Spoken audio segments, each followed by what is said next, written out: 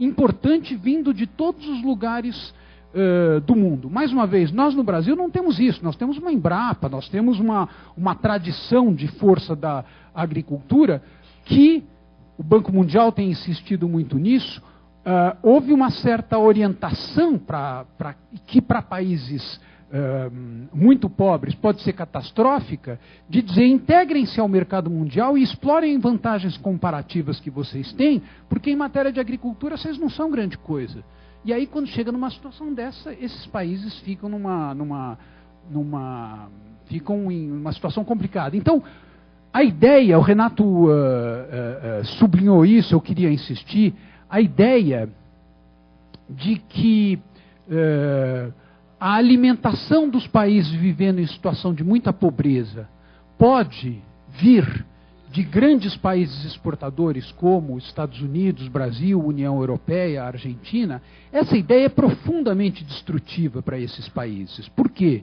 Em primeiro lugar, porque eles não teriam, provavelmente, renda para comprar esta alimentação. Em segundo lugar, porque a fome nesses países se abate exatamente em regiões rurais e sobre populações que dependem para viver da agricultura, uma agricultura muito precária.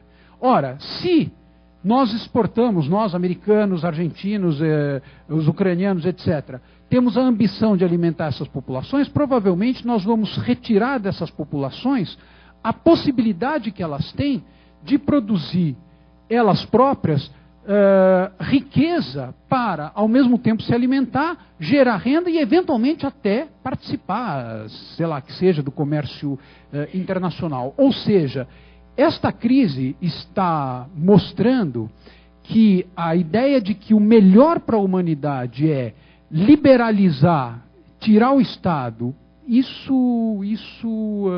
a crise financeira está mostrando isso, e a crise agrícola também está mostrando isso. E o segundo elemento que eu acho que nós temos que levar em conta aqui se refere ao caráter do progresso técnico na agricultura contemporânea. Gordon Conway, já em 1994, fez um relatório muito interessante que ele chamou de Revolução Duplamente Verde. Qual é a ideia? A ideia é que, exatamente para esses países muito pobres, muito dependentes da agricultura, mas muito fracos na agricultura, haveria duas estratégias. Uma estratégia seria dizer o seguinte: vocês são tão fracos na agricultura que deixem de fazer agricultura e façam com que a agricultura preservem essas áreas e vocês vão viver no fundo do comércio internacional.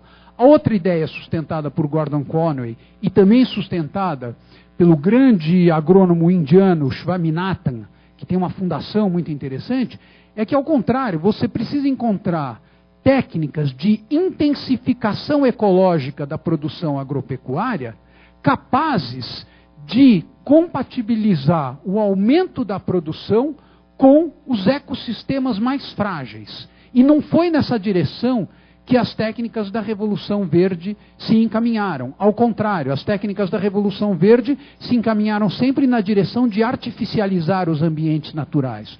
O resultado, eu não vou ter tempo para falar disso, é que hoje nós estamos, em termos de produção alimentar, diante de uma fonte internacional de insegurança que se refere à escassez de solos e solos cada vez mais comprometidos, escassez de energia para a produção agropecuária dentro dos padrões tradicionais e, sobretudo, escassez de água. A questão da água, nós que vivemos, eu que vivo em São Paulo, a gente tem a sensação de viver num mundo cheio de água. Coisa nenhuma, nós estamos vivendo num mundo em que a agricultura consome cada vez mais água e as populações vivendo em lugares onde a água será problemática vai ser cada vez maior, isso sem contar os problemas ligados ao aquecimento global. Duas conclusões. A palavra soberania alimentar para nós brasileiros pode parecer muito esquisita, pode parecer primitiva, de um nacionalismo voltado para o fechamento, etc. Essa ideia de soberania alimentar, o direito dos povos a garantir sua própria alimentação, ela é uma ideia também que internacionalmente vem ganhando uma repercussão significativa. A avaliação internacional do conhecimento da ciência e da tecnologia para o desenvolvimento da agricultura, uma organização que reuniu 400 especialistas com trabalhos submetidos à revisão pelos pares e com amplo apoio internacional, está fazendo uma verdadeira denúncia dos impasses a que os modelos atuais de crescimento da produção agropecuária podem estar levando a humanidade. Estimular a produção agropecuária e a produção alimentar em países onde a população rural é muito grande, fortalecer a agricultura desses países pode ser uma estratégia mais interessante do que fazer um discurso genérico de abertura comercial que poderia levar esses países a comprometer a sua capacidade de geração de renda. No caso da Revolução Duplamente Verde, nós vamos ter um problema e uma discussão interessantíssima e seríssima, que é o fato de que uma parte muito importante daqueles que constatam os impasses a que está levando o atual modelo de progresso técnico na agricultura, uma parte significativa dos que são críticos a esse modelo, acham que a adoção de organismos geneticamente modificados pode ser uma solução.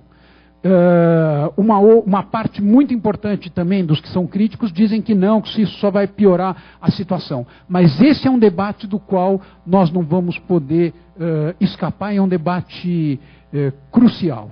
Então, a minha conclusão, em suma, é que por mais que hoje nós tenhamos progressos muito importantes, tanto do ponto de vista internacional como do ponto de vista brasileiro, a situação internacional nos traz dois temas fundamentais, que são os limites que a abertura de mercado oferecem para garantir as necessidades das populações e a relação que as sociedades humanas mantêm com o meio natural e os ecossistemas dos quais elas dependem.